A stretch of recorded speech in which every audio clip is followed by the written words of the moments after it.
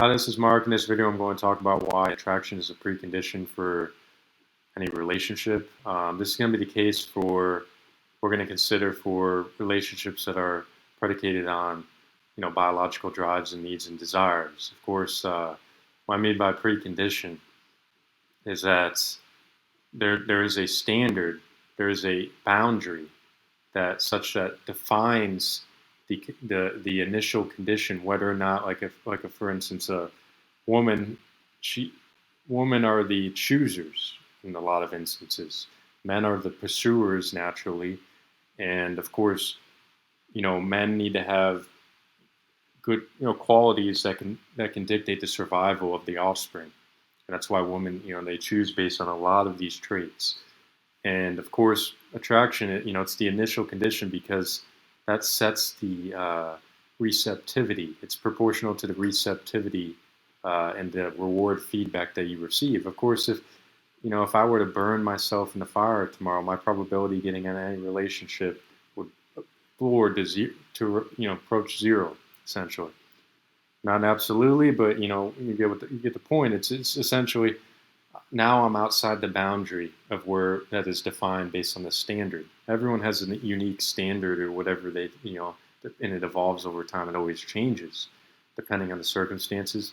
And I'm finding, today it's, imagery and, we're becoming more picture centered. So I believe, appearance is becoming more important. It's raising the standards are going to ultimately increase because we're pulling more complexity into the equation. Society has expanded and developed so much in the U.S., such that we now have so many more variables to consider, and therefore the standard has to increase for the survival to be maintained. Of course, nowadays we're not having as many, not having as many kids, and if we were to have as many kids relative to like Brazil, I don't know how many kids they have. They have way more kids per household than the U.S. It would cause collapse. There has to be containment because the demands it's predicated on the demands of society. But yeah, everyone, like the way I view it is everyone has a standard. If you take a subset of the population, there always exists a subset of the population that you're deemed desirable, or you desire, and like in women are only going to choose a subset of the population, or men are only going to choose a subset of the population. And within that boundary, you could be satisfied. Now, if let's suppose now, the way I define it is like if absolute, think of the optimal attraction, maximum possible attraction. Think of like you take a circle, a set, and the boundary is proportional to the standards, or it's proportional to attraction. If you take the center of the circle, define that as the maximum possible attraction. Now you're taking a vector, and basically the vector, if it points outward from the center or from the inner, wherever the position is resides in this circle, an outward projection implies negative characteristics, and assume that the inward projection implies positive. What I mean by that is if there's negative traits, it's always going to push you away from yielding an attraction. Of course, there is a limit. So what I mean by this is like if someone has, let's say, suppose maximum attraction, because I was blinded a few times, I've realized this, because attraction, if it's very strong, it can blind you from negative traits. If someone has a negative trait, it's almost as if those traits are repressed relative to the positive.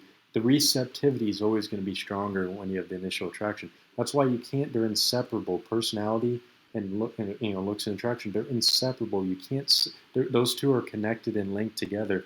But I will state that once the initial condition is satisfied, the looks do no longer bear. Well, of course, if it changes, it has important value, but it doesn't really matter from that point on. Because obviously it really maintains pretty static change. In a short span, and the main focus from that point is personality and how the appearance initial creates the receptivity. When people mention chemistry and all that, to me it's just it's like a reward feedback based on emotional response and the receptivity. Of course, if the receptivity is stronger, that's what it's implying. It's the initial condition. If you're anyone who has the strong initial attraction, it's going to create more receptivity. That's why like women will laugh if a male has a joke and it's not even that funny. It's because they have that initial condition that's satisfied and they're very receptive to the positive traits that manifest. So when you take it construct and think of the circle, now what ends up happening if the negative traits are repressed on a relative scale, it's going to take longer to get outside the boundary. So that's why it makes such a large difference. And it, of course, it depends on the individual. And of course, that's why, like, there could be a lot of negative traits, and if there's abusive, stuff like that, or abuse in there, you can almost you're probably tend to stick with a person who's more attractive relative to not, because when you're kind of a weak affinity, if there's a weak affinity, if you have a negative trait, it's almost amplified. It actually pushes you outward, and you kind of easily kind of lose interest much faster. And then therefore, in the other direction, if you have a stronger initial attraction, the positive traits are now amplified. Therefore, the receptivity. And anytime you amplify the positive, almost kind of to some degree, can repress the negative, but it can always, definitely work in the other, probably the other direction. But it just to me, it's almost like you can almost become blinded due to the initial. And that's why attraction is, it's like you can't get away from that. And I just, it's not all about obviously personality, even though, like, when people mention personality is most important, it is essentially, it's the glue that holds everything together, but it's something that's a long-term importance. The initial condition satisfied is that short-term satisfaction. That condition's true. It was satisfied. Now you're in the boundaries, and therefore you have a probability of success. That's why, like, I think of, like, you have, like, an interview. Like, if you okay, so you pass the initial condition. Now you have an interview. If you pass the interview, there you go on. You go on with date. So therefore, the qualities have to be, but they're potentiated when there's a stronger initial attraction, and you can't get around that. That's why, like, there's many instances, like, I've had many instances, woman, and this is not, I can't control any of this, but, they've called me, ugly on many occasions. I've never been in a relationship. And I kind of realized that, looks are extremely important. I can't, it's my probability of success was predicated on that. If they, mention, oh, they're like, you're my type, that's essentially, or, they say you're ugly, so forth. That's an indication both ways. The first pathway is like, yes, there's not an attraction, but I'm going to say in a nice manner. In the second case, of course, it's more blunt. But either way, I can't control that, and of course, it doesn't. That's just the way the cookie crumbles, and that's facet. It basically the probability of the success in any. It's not. Everyone likes to view it. Yes, it's my personality. Of course, that's part of the equation, but and of course you can shift, like for instance with the example I gave before, if you're close to the boundary and you don't satisfy the initial conditions, well, personality can push you into the boundary, and therefore it could be satisfied, and you have a probability of a success so long you maintain it. But if you're very close to the boundary, it's going to be more unstable. That's why generally you want to have at least some degree of uh, at least you gotta have some degree of attraction. Otherwise, it's kind of the reward feedback is not going to be there because it's all predicated. Most of the things we do in interest and all that, and this doesn't. This is no different. Is based on the rewards that we receive. If you go, Instagram or all this, and all looking at memes and all this and appearance and all everything. Of course, we care about, like, all the, as a picture-centered society. You're not going to like, if you have a YouTube video that's posted with a horrible thumbnail, it's not going to get any receptivity. It's not going to get much receptivity. So this is extremely important. And denial of this is just, to me, it doesn't make, it's evident. It's evident. It's like a tautology, but it's not like, I'm not saying it's the it's like the grand, or it's not like the most important aspect. It's just, when I say initial condition, I don't mean it's everything revolves around that. It's it's basically kind of dictates the probability, and personalities connected to it. Personality is what maintains everything. It's just way more important on a grand or long-term scale. So of course it depends on the scaling. So yeah, this is just my take on why attraction is it's pretty much dictates the success, and that's why confidence levels is it's proportional to that in many instances. That's why like when you work out, you notice like a lot of changes. You go from like you lose a lot of weight and you notice now there's more receptivity. Well, what changed? You lost weight. Yeah, you therefore more attractive, and of course in a picture-centered society it has to. I think it's definitely becoming more prominent and more important. It's just because think about it, if we have like guys doing bodybuilding and the cosmetic industry, which women wearing a lot of makeup, just what ends up happening. What if now you take that away? You take the resolution. You take away all the muscle. You take all. It's just going to really the propensity of insecurity is going to skyrocket relative to the distance, relative to the change.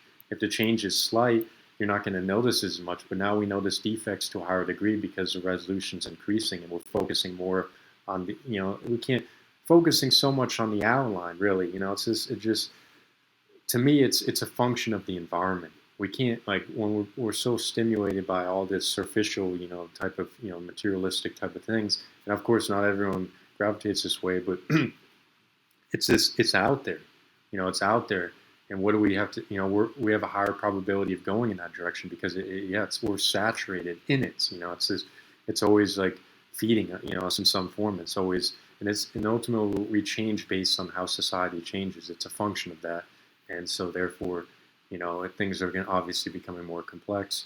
And I think the standards in terms of what qualities that a male should exhibit and women, they're definitely expanding in a sense because now I think intelligence is going to be valued to a high degree in terms of because you have to adapt to the technological boom, and whoever can adapt more and get a career jump started has to be able to deal with the complexities of the technology and the enhancements. So therefore, to even survive, you need those qualities. You need the qualities that are predicated on the demand of society.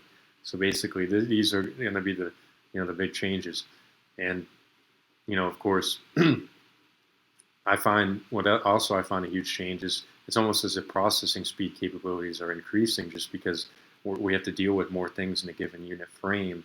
So more variables into the equation. So therefore, and we have to compress the time frame to deal with that, and therefore processing speed has to increase to adapt to that, and ultimately. I've noticed this many with women, like they tend to, women I've noticed tend to speak faster on average than men.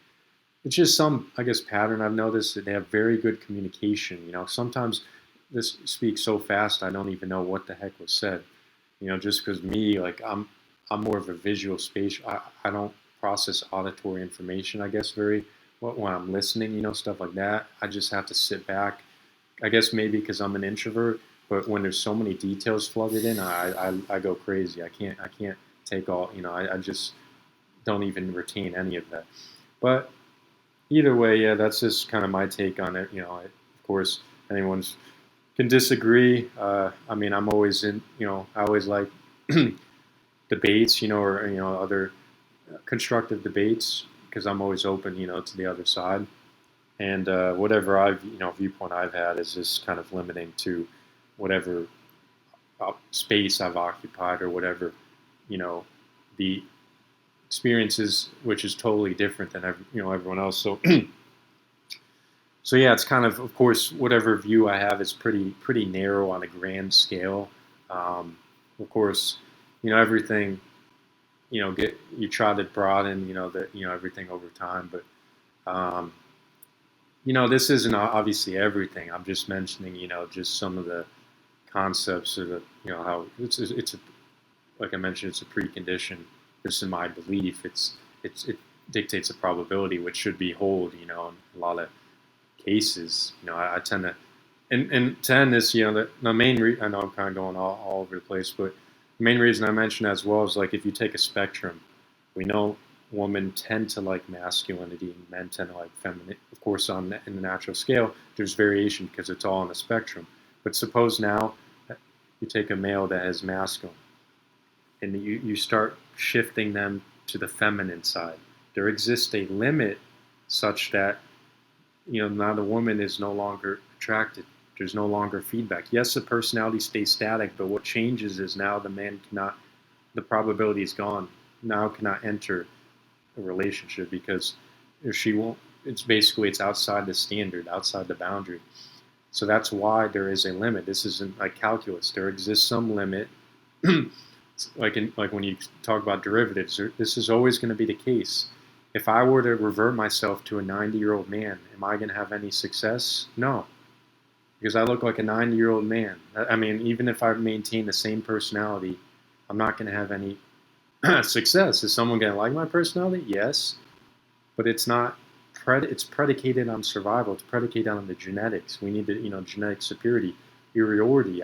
If my genetics are frail, if I'm fragile in that conditional state, it's just not going to work out. And in all of the cases. So, of course, individuals can see beyond it, or beyond that case, and but this is on the or majority. It's just the way. You got to let nature take its course. It's something, the biological drives and the needs and the desires are just ingrained within us, and then we know these are those instinctual drives that are kind of ingrained in us. So, yes, that's just my take on it, and I will see you next time.